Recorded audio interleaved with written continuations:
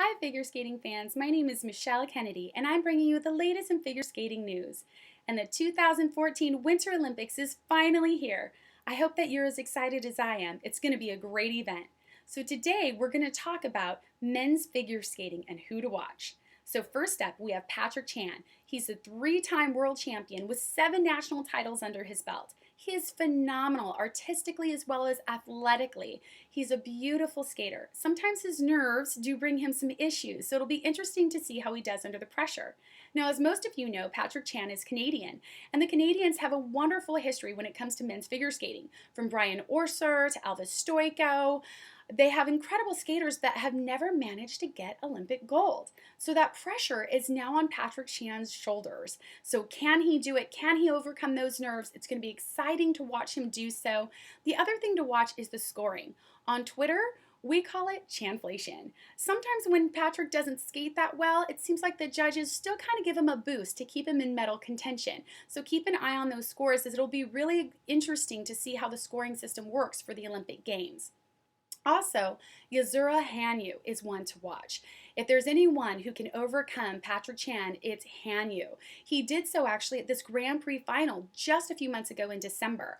He's definitely a contender. He's going to be fighting for that gold medal as well. He came in 4th place at the 2013 Worlds, but he has so much potential, and when he's on, he's phenomenal. He has a beautiful quad toe, triple toe combination, just like Patrick Chan. He's got a lot of strength artistically as well. So it's fun to watch them go head to head and see who's going to come out the Olympic champion. Also, one to keep an eye on is Daisuke Takahashi.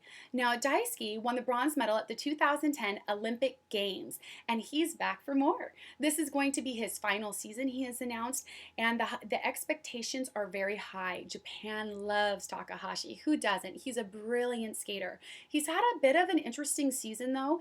At Skate America, he didn't do so well. He came in 4th place, but then he came back at the next Grand Prix at NHK and had a beautiful skate. I mean, it was classic Daisuke Takahashi.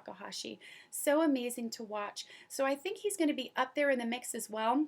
Even though at the national championships he came in 5th place, there was a risk that he wasn't even going to make the Olympic team, but he was still named to the team, which is wonderful. The Japanese people were so excited. So were so many of us. It's going to be fun to watch Daisuke at his final Olympic Games. Also, at his final Olympic Games is going to be Yevgeny Plushenko. At least we think this is going to be his final one. Plushenko has been the silver medalist in the 2002 Olympics, the gold medalist in 2006, and a silver medalist in 2010. So he's coming back for his 4th Olympic Games. Now, Plushenko has not competed in a lot of major events, though he has done well when he has competed in those events, but he has had some injuries. Of course, he's a little bit older, especially for men's figure skating, and he's had some back issues. He's even had surgery on his back. There's been a lot of issues with his health. So there was even debate whether he was going to be able to make the Olympic Games this year, whether he was going to make that comeback, but he did. Now, the national championships, he actually came in 2nd place, but he was still named to the Olympic team. Now, of course, there's controversy over that. Of course, but this is Plushenko, and he's got a lot of pull. This is in Russia, so you know that there's going to bring that fire. He's going to bring that excitement. He's going to bring that passion. It's going to be so fun to watch him. It's difficult to say whether he's really in contention for a medal, but this is Yevgeny Plushenko. It would be so fun to see him win 4 Olympic medals. That would be amazing to watch. So that'll be fun to watch. Javier Fernandez from Spain is another one to keep an eye on. He actually won a bronze medal at the World Championships, which is awesome for him. He's got an amazing quad toe, triple toe as well, and when he's on, he's on. He's got almost a different type of artistic ability, as he's more of a showman than he is an artist in that way. It's a different type of artistry, I would say, but he's a beautiful skater. He's got wonderful jumps, and so it'll be interesting to see how he does, because he would be winning Spain's 1st Olympic medal in figure skating, which would be really cool to see for him. Also, you've got the American skaters. Jeremy Abbott, he has announced that this is his final season. This is it for him. He was at the 2010 Olympic Games. He was in the top 10, but finished 9th. He wasn't that excited about what happened there. He was actually terrified going into those Olympic Games, is what he recently shared. His goal was to make the Olympic team. He didn't even think about medaling. He didn't even think about all that. So when he actually got to the Olympics, he was pretty freaked out and overwhelmed. So this time around, he says it's so much different. His mindset is is different. He's ready to compete. He says that he's been really working his training and really building it to peak at this time. He's been working a 2-year plan.